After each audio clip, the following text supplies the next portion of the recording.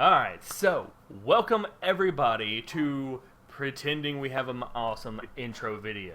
Apparently,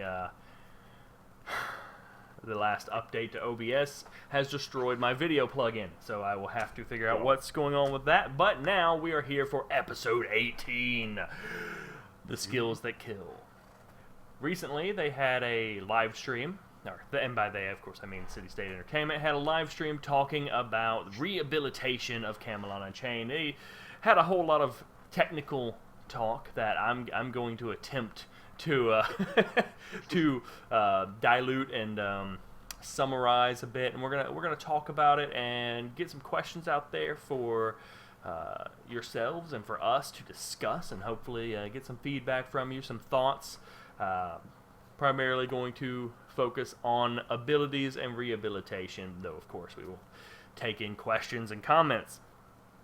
Thursday was the first of what I believe they intend to be a series of little chats about, I'm not sure if they're all supposed to be about rehabilitation or if they're also going to be about other systems, but a series of mechanics discussions that I think they're going to intend to have on live streams. And this one was really about, I felt like it was really more, it was a little bit about how they're doing the new ability system, but it was a little more so about why they felt they had to do the ability system and adjust things from it. I think the easiest summary of it, at least by my understanding, would be the ability system was not micro enough. They had, at the smallest level, the entities they had for the different abilities, and a lot of the things in the game they included too much baggage. They included too many components and other things that weren't always necessary. There was only one thing, and everything had to be made out of that one thing. Yeah, and like, an example they gave was when they were trying to make ballista for the game, and they ended up having to kind of define a ballista as a person, which they didn't actually mention. I don't think they mentioned this in the stream, but I assume the first hint that we probably got of this very same problem was with doors. Right, when you could drown a door. Yeah, exactly. You could drown a door. They created doors as entities, and then they realized, oh, you can drown a door.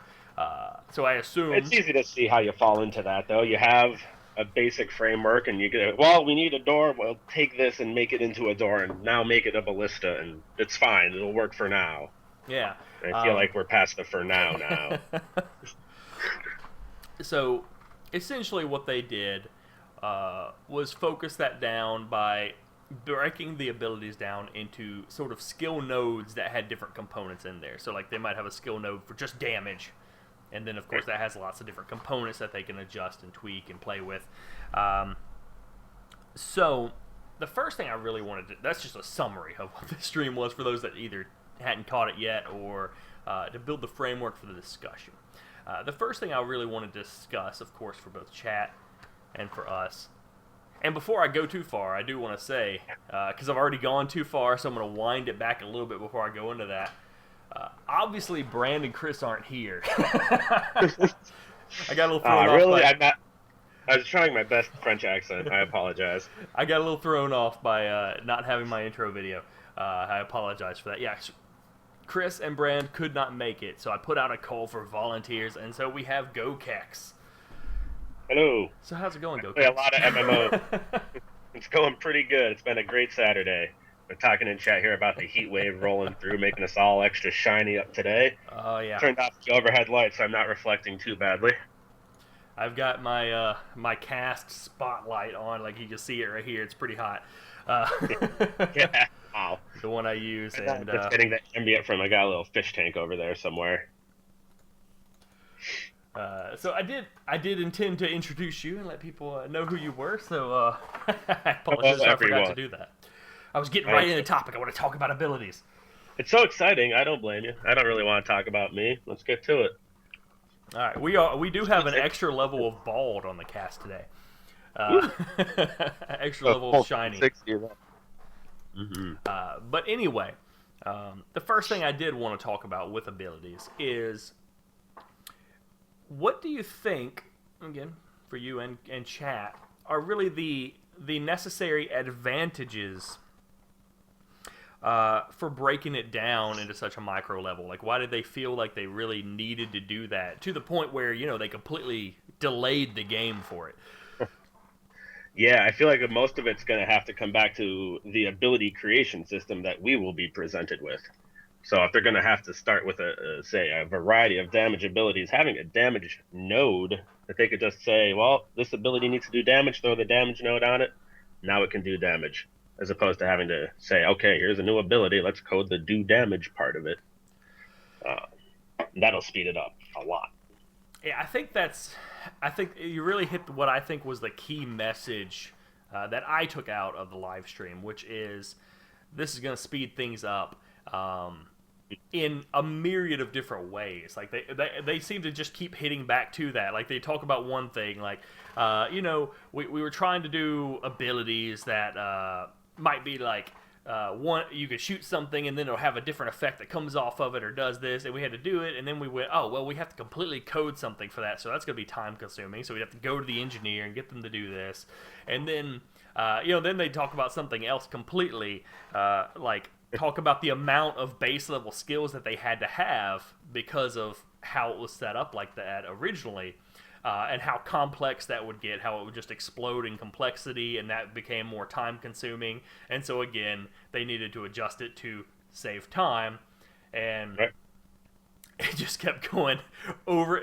Everything they mentioned, I feel like it just bounced right back to, but if we changed it, we're going to save tons of time. Right, and that's what ended up causing the delay to go. One thing I think will be a big part with now that everything is componentized, as they would say, is troubleshooting any bugs with abilities. You know, say you have a variety of abilities that might apply a snare or a movement hindering effect. And if they're all not working right, all you have to do is go look at the node for snare and troubleshoot that, and that should theoretically fix all the abilities. You don't have to code a custom snare on each one of those abilities. And then be like, well, the snare on the sword works, but the snare on the axe doesn't work. What's up with that? As long as they both have the same snare node, well, should be good. That was something else they brought up during the stream. That also kind of came to time saving in a fashion, was talking about in the original system, sometimes it was very difficult to track down the source of bugs with the ability. Yeah, the logging seems to be a major part of what's going to make this cool. Yeah. I mean, they not only have adjusted this, but now they've cranked out a new logging system to help them identify the bugs, which, again, should help save time rather than just being surprised by massive bugs that just crash everything. Everybody in chat is just talking about the cooling factor of baldness. Yeah, that's what we need. Just the steam rises right off. It's hot here. It must be hot everywhere else because... yeah, I mean, as an IT background, I love going through logs. You know, picking through logs to figure out what happened and tracing it all back. I could definitely see the value in that. Yeah, CSE Mark is actually saying it was impossible to track down the source of bugs. Sure, so I could definitely see how that would be an issue. I mean, just especially beyond not being able to fix, but then even if you could fix it, just the sheer amount of time involved in trying to blunder around and figure out what's causing the issue. Yeah, say you had like an AoE ranged fire snare damage attack, and something about it doesn't work right. Well, now you take off the AoE node. Is it still broken? Okay, no, put that back on. Take off the fire node. Is it still broken? Oh, yes, there it is. The fire node needs to be debugged. Guy, you just made me feel like I'm editing my WordPress site. Everything's broken. Let's turn off every plugin one at a time. Yep. Yeah, that's how I kind of feel it is. It's like it's going to be a lot like a plugin system where they just drag, like put that on there. Oh, well, that broke it. Okay, take that off. Go look at that and figure out why it broke it. Now, one thing I did want to ask for perspective on is, do you think this is going to really allow new types of abilities, or is it really more about the original abilities that they were already planning? Man, I think that original vision was just so broad that I can't think of anything that it didn't encompass. What I think has really got caught up to speed is the Banes and the Boon system. Now that they could access the new logging system and be aware of what is going on both to the player and in the environment.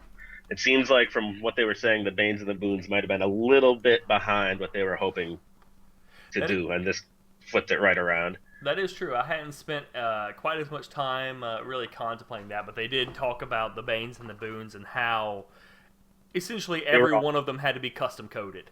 yeah, Or maybe not every one of them, but all the ones that did certain types of things really had to be custom coded to do that. They couldn't just set it up, and now it'll be a lot easier to do that.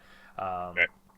And I kind of figured they will be able to do more stuff, but it seemed like a lot of the things that they were going to be able to do that they talked about doing were things that were already in the classes, like as actual abilities. Like they used an example of the Forest Stalker shooting an arrow, and then like a vine springs off of it and comes alive and grabs people and stuff. And Yeah. I'm like, one, that's awesome, and two, Yeah. we've already known they were going to try to do that, and I could totally see how while they were developing, getting ready for Beta 1, they start looking at all these problems with the ability system, and then they look at that and they're like, oh god, we're gonna have to custom do that all together, and there's just no way. There's just no way. We've got to do it. Yeah, this new system is going to make it much easier for all the super duper complex abilities that we are going to want to make. They'll now be able to put in the create a vine component made up of nodes that you can drop on whatever you'd like. Yeah, and CSE Mark saying in chat that they could already do more stuff than they could do before. Yeah.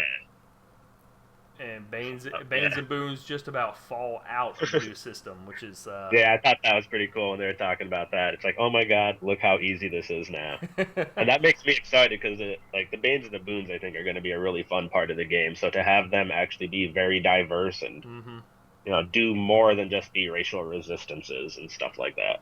Yeah, I think that definitely was one of the systems of the game that I was most excited about, and so I would have been a little bit sad to have the live game go out and it's just some basic stat altering things that go out and nothing else.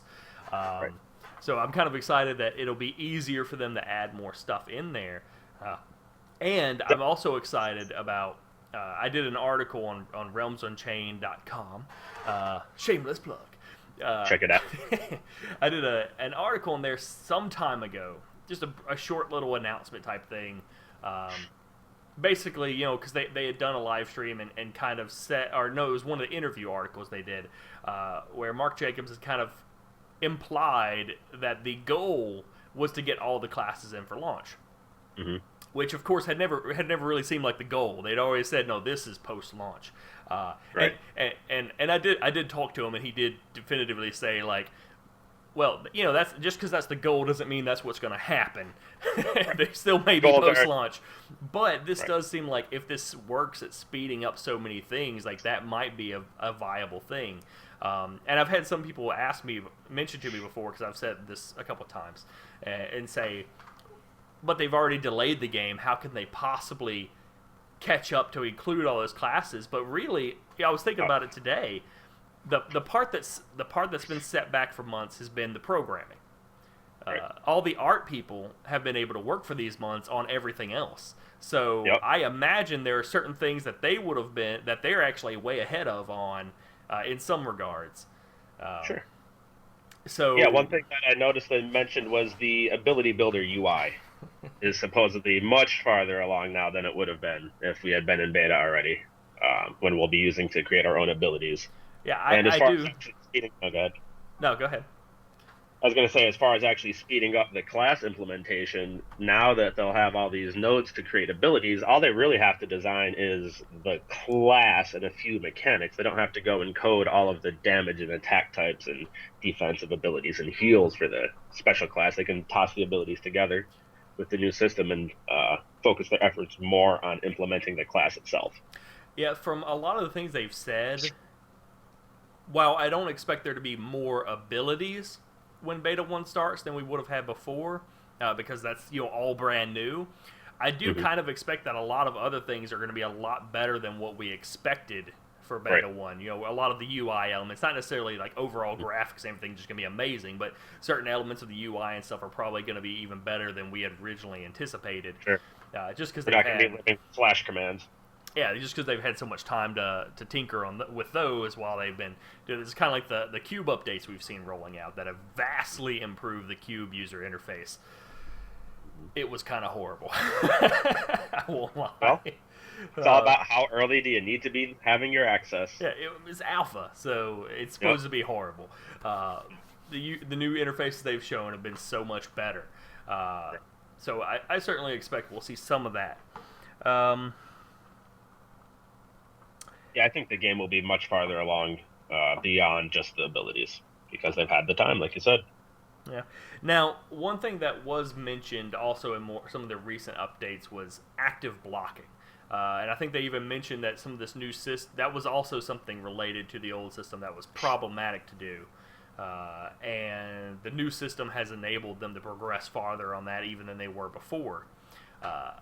So, really, I just wanted to discuss, like, is that really something that we need to get into the beta? Because again, we're kind of looking at all the reasons why they had to delay beta. Right. And so, do we really? How important do you feel like active blocking is really going to be to the fighters and everybody in beta?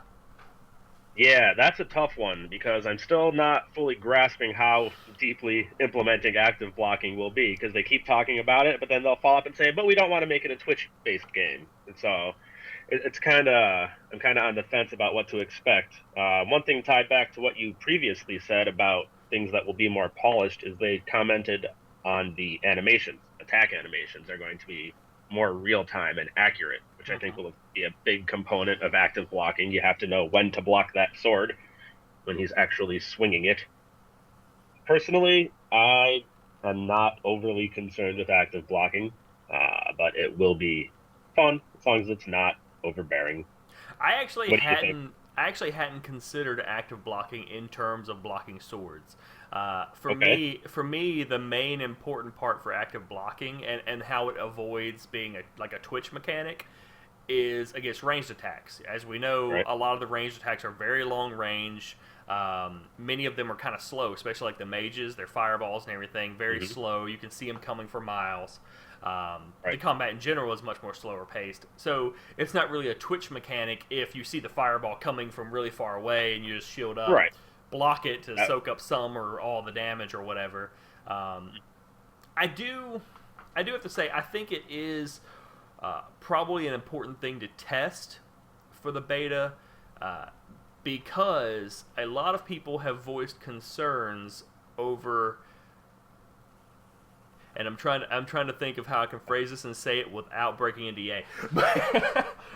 But I will say, okay, what people have posted very publicly, a lot of people have been concerned over how much ranged DPS there is. You know, there's archers, mages, there's a couple different types of casters, and feeling like the heavy fighters, they're never going to be able to kill anybody because they can't get across the field before they just get blasted down. And so I can't see how they might not want to go into beta without active blocking in so that you have some kind of a way to bar and protect against those incoming ranged attacks.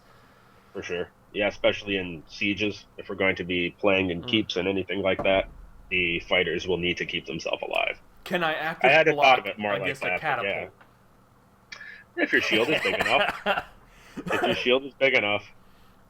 Hey, Mark, I want to active block against a catapult. I feel like there needs to just be a custom like voice line for that or something. Oh, catapult. Really? You have been really? That was never going to work. It's kind of like a total aside, but I was watching a leak of some data mined voice files for Overwatch today, and one of them was a Reinhardt line where he goes like, "Oh, it was worth it." And people were saying like maybe that's when he charges and he grabs someone and then charges off the cliff with them. Yep. And I was like, that would be great. That would be so fantastic. It would be wonderful. So I want to see somebody like shield up in the game and a boulder just falls on them and you're like, was it worth it? Yeah, and I think the mages will also have their abilities to defend against those long ranged attacks. So that should be another interesting locking mechanism. Well, we know we've got the do what? The tanks need something to do. Yeah, And I know they mentioned air might not be fully implemented by beta, or the spell interactions is going to be kind of the next step. Yeah, I'm hopeful we will at least have the basic level of air systems that we had in alpha, because there wasn't a ton. There was just a little bit of stuff. Mainly a couple spell effects that did different things, which was awesome, honestly. It was amazing. So I would like to see some of that with like the wind walls and stuff in game. And if the mages have protection against ranged attacks, then the fighters definitely have to have something. I mean, they're going to have a healer behind them to heal them. But they can't just run and block fireballs all day with their face. That's not going to be fun for anybody. No, well, they could actively dodge them, run to the side. Especially if, I mean, bearing in mind, the alpha just had, like, healers, fighters, and mages. Right. Beta, we're going to have archers in the mix, too, so it's going to be double the range damage coming out. True. Yeah, that was one of the points they mentioned with the targeting system as well, versus tab targeting or untargeted ability usage. I think could come into play with your defense or damage mitigation as a tank, literally getting out of the way of an ability if it's not targeted directly to you. Yeah, but again, I don't know what visual cues we will have for that.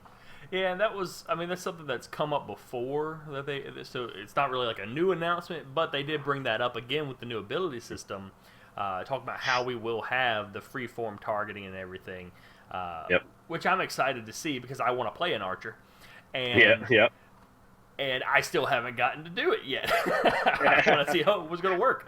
For sure. Yeah, I thought it was interesting that everyone can go into targeting mode. So, you could take your two-handed sword out and go into targeting mode if you're so inclined. That is right. Mark is shaming me now. He did just correct me. Beta 1's supposed to be archers, healers, and melee, not mages and archers. I forgot about that. I forgot mages were scrapped. Aw. They'll be there eventually. Yeah, they will. And I don't imagine it'll be too long. I know Halfguard just asked wondering why the mages won't make it into beta, but they've had the mages pretty much always in alpha, and they actually did mention this during the stream that they feel like most of the kinks that they've had with mages have either already kind of been addressed in alpha, or they feel like they're going to fix a lot of those with the healers. Since healers are going to be in game, they're casters. They feel like a lot of those issues are going to get worked out through them. And we do have to remember, beta is still about fixing the game. It's about finding the issues and the bugs with the systems and addressing them. So they're putting into the game what they need to test. Yep, I think you're right that you are right that having healers in there as a caster would be adequate to test any kind of mage mechanics. They just have to flip the switch from heal to hurt. Yeah. And an arrow is a lot like a sword, apparently, in the way it can be noted and componentized. So I could see how archers would be a pretty easy inclusion, but still have a lot of unique mechanics that they haven't tested yet. But it's also a lot like an ability now with the new ability system. Right. They've got it set up so arrows can do pretty much ranged weapons can do pretty much anything an ability can do. So you could shoot an arrow and it can, I guess, explode into a fireball, or it can summon a giant vine tentacle plant that is going to do unspeakable things to your enemies. I would like to see the ricochet arrow that hits 5 guys in the back, just bouncing around Looney Tunes style. There needs to be no Hanzo in this, okay? I hate that stupid arrow. Now. God, I hate that arrow. I'm hiding in a room. I'm perfectly safe. All of a sudden, ah! Yep. I was across the room. How? Magic. It's all magic. Agony wants to see an arrow that builds a house for Mark. Hey, shoot enough of them. It'll be interesting, though. I mean, the different things that they can have come off of different projectiles. Because, I mean, some of them are kind of silly for an arrow. But, I mean, think an arrow. What's the difference between an arrow and a rock? There's really nothing. And I could see different ways that they could use that, not just for the active combat abilities, but for different things as well, where you can pretty much go, okay, well, I have an object that I can throw and it does a thing. So I can be like, hey, I want to make a portal. I know they're not going to have portals and teleportation, but I want a portal over there. Here's my portal rock. Throw portal. Boom. Yep. Having spawned something as a node. Exactly. I mean, they could just do pretty much any kind of effect with that. An arrow that creates a block of stone. Why not? Why not? Yeah, sure. Magical stone arrow. Yeah, it's going to be very interesting to see what they come up with. And I know, they mentioned there's going to be about 100 nodes or so, which I assume is going to be a low estimate, because I feel like once they get going, they might get a little out of control. I know I would. And I thought it was interesting to hear about how the average player who's more experienced would be expected to have 30 to 40 abilities hotbarred, So that really gives you an idea of just how diverse this ability system is going to be. If you can come up with, I'd say that's probably 20 that you would use normally and then 20 extreme situationals. Yeah, I do have to say I'm not hugely excited about that. I'm not one of those people that loves having like 30 abilities on my hotbar. I'm like, oh god, because once it gets past like 15 to 20, I start looking at it going, what the hell does that do anymore? I don't remember. Yeah, hopefully the icons will be. That's where the icons and the naming will really have to come through. I need to be able to look at it and know what it's going to do just by the icon. And if there's any hopefully requirements or snares applied to it. And hopefully the UI will be. We know they're going to have a lot of modding and everything, so hopefully the UI will be adjustable enough. Because it helps me to have my main ones in the bottom, and then like have a sidebar with like alternate abilities that I might use sometimes. Like these are all my healing abilities over there. I can just when I need. I call the sidebars the clickables. That's where I put things like when I first spawn, or maybe summon my mount or stuff like that. And I agree with you, Halfgar. I don't really want anything like less than 12. I'm not big into MMOs where you have like 6 abilities and that's all you can have. That's a little bit lame. Agony made a good point though about siege weapon projectiles are again another type of projectile, so they can just do all kinds of effects from that. Poison gas bombs. Cow. Launching cows. Launching cows. Launching poison gas bombs. I mentioned that in a different our siege tech idea discussion. Launching me with a sword to chop people up. Yeah, I mean that's a little bit different. We're getting a little bit into physics, but could we have a rock that spawns you? Side of the rock. Shield me. That's probably getting a little off the wall there, but hey, magic. Everything is magic. We could do it. Magic. That makes no sense. Well, how are you doing that? Because magic, that's why. It's magic, don't worry. Physics apply, but magic overrides it, so don't worry about it. They could possibly have explosives. I think they would want something more, probably like a fireball or something than that, because more magic-y. Because more magic-y. I definitely don't want to really see them deviating into things that start looking and sounding like cannons and everything. This isn't Black Desert. Once you have gunpowder, then you have guns, and that's no fun.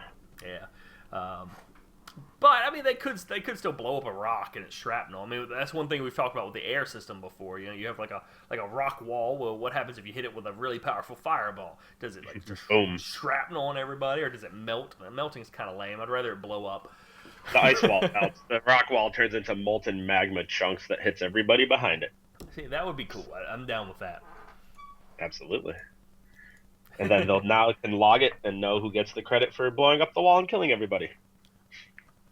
Yeah, and they did mention that during the live stream. The new system will make it easier for them to identify where the source of different things come from, which also makes it simpler for figuring out who gets credit for kills. Like, for instance, if someone summons a rock wall and then someone else blows it up, and someone else uses wind to deflect the fragment somewhere. I mean, who gets credit for that kill? Who really does? Right. Who gets burned by the rock? I guess everybody, except the guy who put up the wall. He probably is the one who screwed up there. He loses points. Right, exactly. Your rock wall was used to kill your allies. The crafter who built this keep is docked renown because someone just knocked his tower down on their entire army. Oh, that's something that would be very interesting. I didn't even think about the environmental built aspects.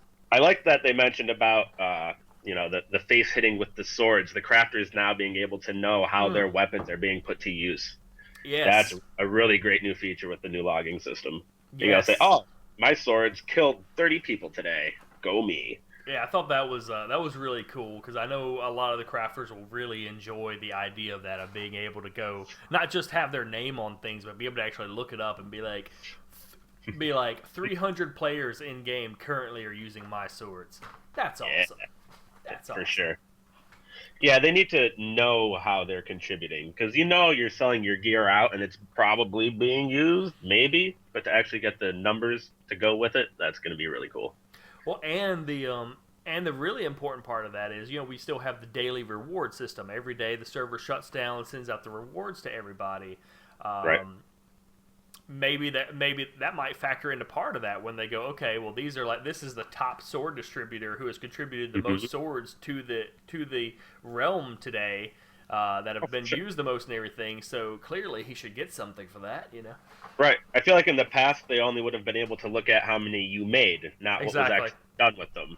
It's like, oh, you made a bunch, but maybe you just made them and vendored them. Who knows? Now they could say, oh, your trebuchet took 4 keeps today. Holy cow, you really helped out. Yeah. Have a free trebuchet. Yeah. So very cool. I'm excited about the logs.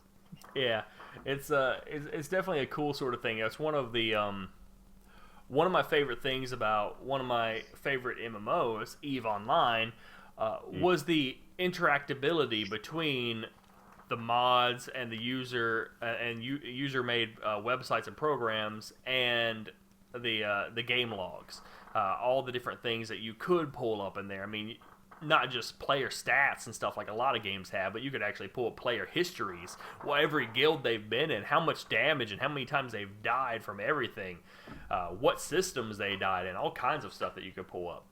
And, yeah, that'll definitely be useful for whatever web portal they have to look at characters and guilds and ranks. If they have like a herald style or an armory style, have to really be able to get deep down in there.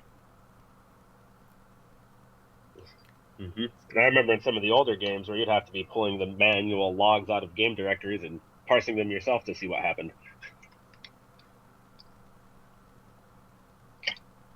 Yeah, see, I have to say, Mark sounds like a man of my own heart. You got 15 to 20 skills that, like, 10 of them you use, like, that's your rotation. You have, like, 10 that you just kind of, you go through, and those are the ones you use the most of the time. And then you have a couple of them that are another 5 or so that are just situational, and, like, maybe 2 oh shit buttons. That you're just exactly like, right. Heal.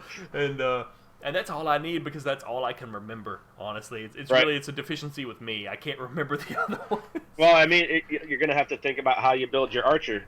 You're going to have shots that have the sniper shot or the snare shot, and then do you want damage type variants of each of those? Because that could get you 6 abilities right there. I've already decided he's going to be pretty easy because I'm building him as a glass cannon. That's why I'm glad the Arthurians have like the longest range archer.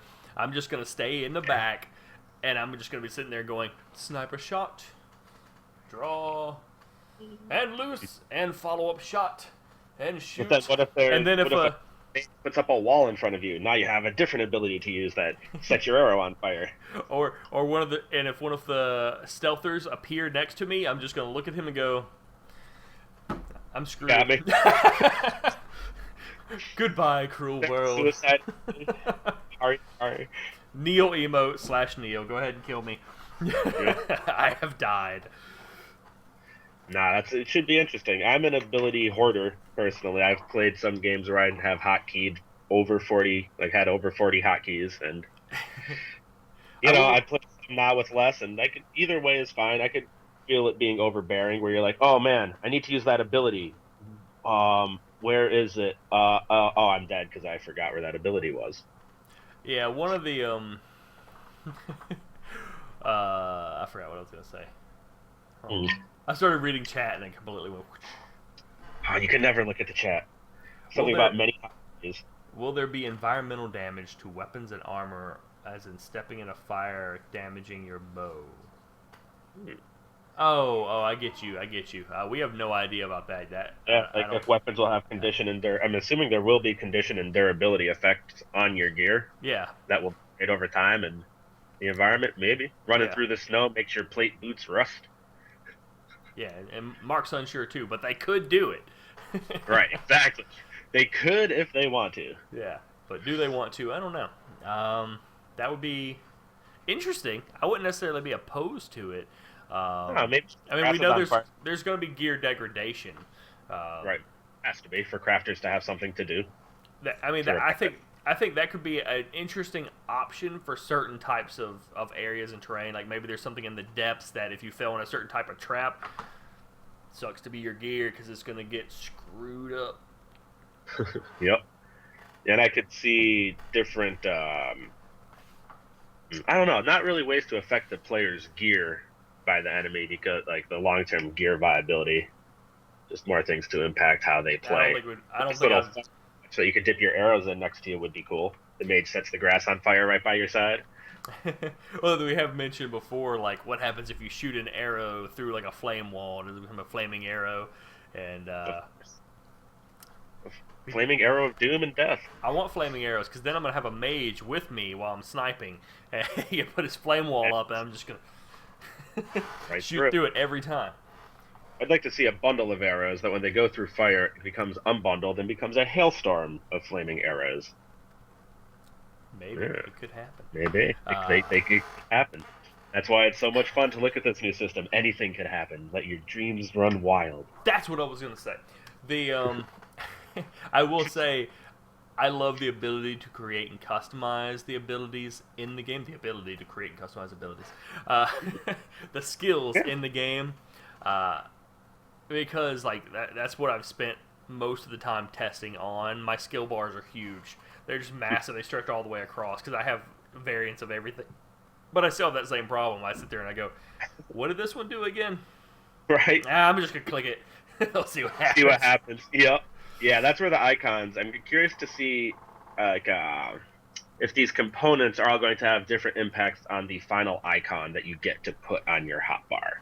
Like a sword attack, you have a sword in the middle. Then a snare maybe has a blue border around it, or things like that. It would be nice to have ways to at least set up your own schema, your own theme for things, and how you kind of categorize them.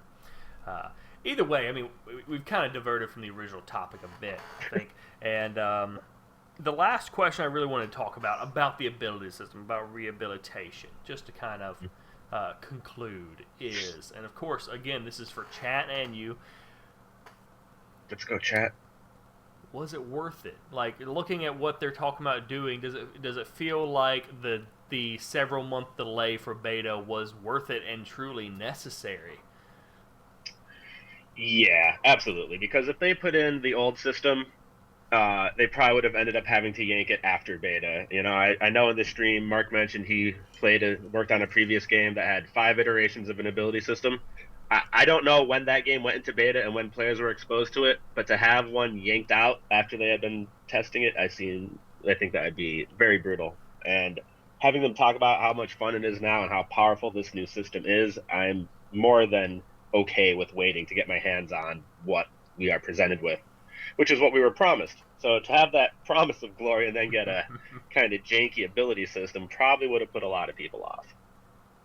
So far, we've got 2 thumbs up to steal their judgment method. We've got 2 thumbs up in 2 yays in chat, and I agree. I mean, nobody wants a shitty launch. That's the thing. Nobody wants to put up with that. And by the sound of all the problems they were having, it sounds like if they had stuck with the old system, we would have gotten to launch. But the game that came out would not have been nearly as polished, or wouldn't have delivered on the systems that they originally wanted to. Like the Banes and Boons probably would have ended up being a lot more basic and simple, and they would have promised to add to it later. But by then, everyone's made their characters, so, you know, it's like, meh. And there would have been a lot of things, it feels like, that would have been not quite to the caliber that we really wanted. Which is why I tend to agree. I think the delay itself was necessary. And as I've said all along, I honestly don't, I mean, I do mind the delays.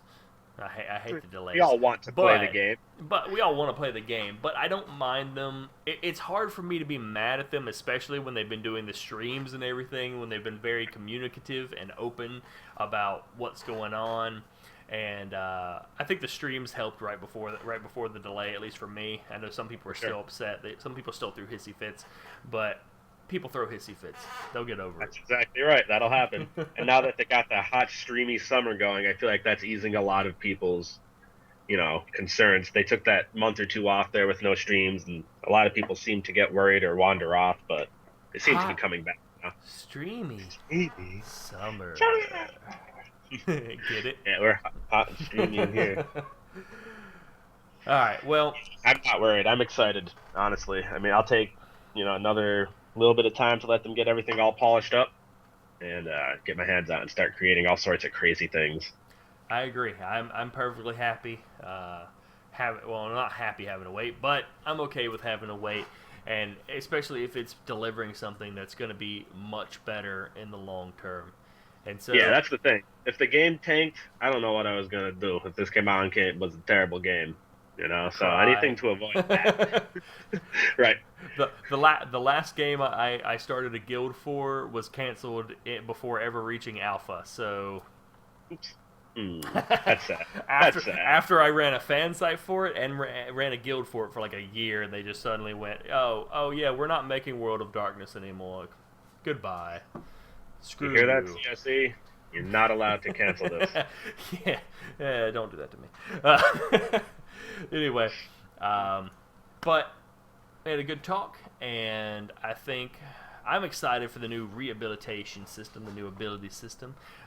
They've talked about skills and abilities, kind of using them interchangeably, the terms anyway. I'm excited to see what they come out with and to see the future streams that they've kind of hinted they're going to have in a series and see what they reveal for us. So, once again, I want to thank everybody for coming out and participating. Chat, as always, you're beautiful. And we will have another episode in 2 weeks. It'll be episode 19. Oh, yeah.